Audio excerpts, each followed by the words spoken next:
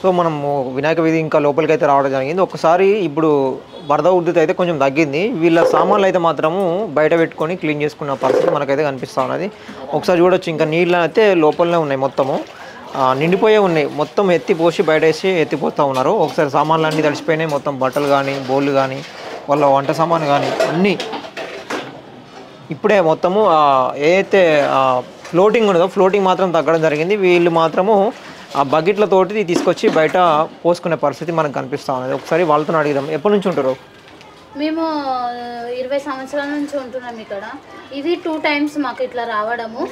ఇక నైట్ మేము జాబ్కి వచ్చినా మా అమ్మ ఒకతే ఉంది. వాటర్ అన్నీ మేము వచ్చేసరికి నిండిపోయింది. ఆమెకు ముందే ఆపరేషన్ ఉంది. మా డాడీ చనిపోయిండు. ఇక ఇప్పుడు ఈ 2 టైమ్స్ వాటికి చాలా ఇబ్బంది అవుతుంది మాకు. ఎవరు వచ్చి అడుగుతలేరు, చేస్తలేరు. అవి అక్కడ ఉన్నాయి, ఇక్కడ ఉన్నాయి. ఇప్పుడు నైట్ నుంచి, ఇప్పుడు మేము ఫాస్టింగ్ ఉన్నా, నైట్ నుంచి మమ్మీ అక్క అన్నమే తినలేదు. ఎవరు వచ్చి అడిగేటోళ్ళు లేరు. ఇక్కడ చాలా ఇబ్బంది అవుతుంది. మీకు ఫస్ట్ ఎట్లా తెలిసింది వరద? ఎవరు చెప్పలేరు, అసలు వచ్చేసిన వాటర్ ఎవరు చెప్పలేరు మాకు. మీరు ఇంటికాడ ఎవరున్నారు అప్పుడు? ఇప్పుడు మమ్మీ ఉంటది. నిన్న మేము అందరం ఉన్నాం. వానల్నే నైట్ మొత్తం తడుచుకుంటా వానల్నే ఉన్నాం. మొత్తం అట్లనే ఉన్నారు, అట్లనే వాటర్ లో ఉన్నాం. ఎక్కడ పోని ఇబ్బంది.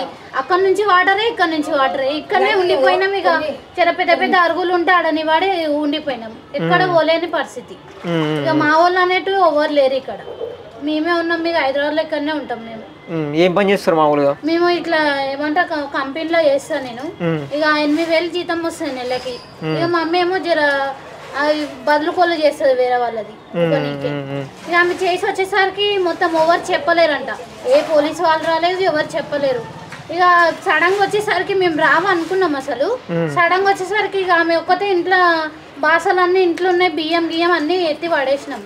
చాలా బియ్యం తడిచినాయి. కొంచెం పేపర్లు మేము చదువుకున్న పేపర్లు అన్ని కొంచెం తడిచిపోయినాయి. పుస్తకాలు అన్ని తడిచిపోయినాయి. ఇక కతిమే అన్ని తీసేసినాము. మొత్తం ముందే అన్నీ పడేపించింది అన్నతోటి. ఇప్పుడే చాలా ఇబ్బంది అవుతుంది. చాలా ఇది 2 టైమ్స్ రావడం ఇట్లా. ఇప్పుడు ఇన్ని సంవత్సరాలు ప్రతి ఇయర్ పడతాయి కదా వర్షాలు, ప్రతి ఇయర్ తక్కువ వస్తున్నాయి. ఇదే ఎక్కువ, ఇప్పుడు ఇది ఎక్కువ చాలా. పోయినసారి అయితే జర ఇంత కొన్ని వాటర్ వచ్చిండే, కానీ ఇంతగానం వచ్చిందంటే ఇది ఫస్ట్ టైం అసలు. ఇట్లా చెప్పకుండా అంటే ప్రభుత్వం ఏం చేస్తుంది, చెప్పకుండా అయితే రావాలి కదా. చెప్పాలి కనీసం. మేమైనా చెప్తే ఎక్కడన్నా పోయి ఉంటాం.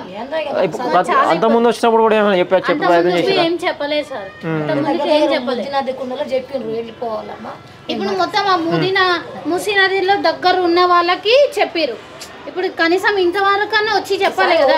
మూసీ నది దగ్గర ఉన్న వాళ్ళకి చెప్తే వాళ్ళు అక్కడక్కడ వాళ్ళు అది చేసుకోరు.